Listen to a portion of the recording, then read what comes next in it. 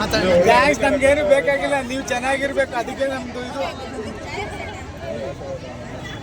ಏನ ಎಲ್ಲಮ್ಮ ತಾಯಿ ಇವತ್ತು ಎಲ್ಲರೂ ಮಹಿಳಾ ಮಣಿಗಳು ಇವತ್ತು ಕಳಶವನ್ನು ಒತ್ತಿ ಬಂದಿದ್ದೀರಿ.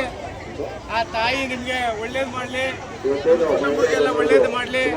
ಮುಂದಿನ ದಿನ ಈ ಏನು 18ನೇ ವಾರ್ಷಿಕೋತ್ಸವ ಇನ್ನೂ ಇದಕ್ಕಿಂತ 2 ಪಟ್ಟು ಜಾಸ್ತಿ ಆಗಲಿ.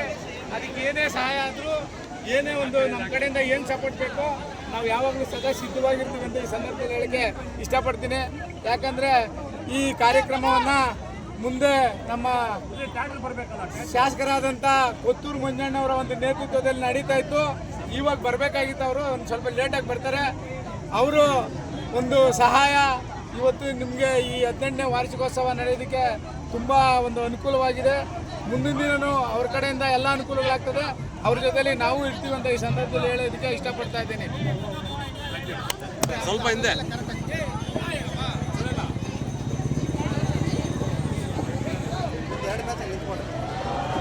ಶಾಂಬಯ್ಯನಿಗೆ ಶಾಂಬಯ್ಯನಿಗೆ ಶಾಂಬಯ್ಯನಿಗೆ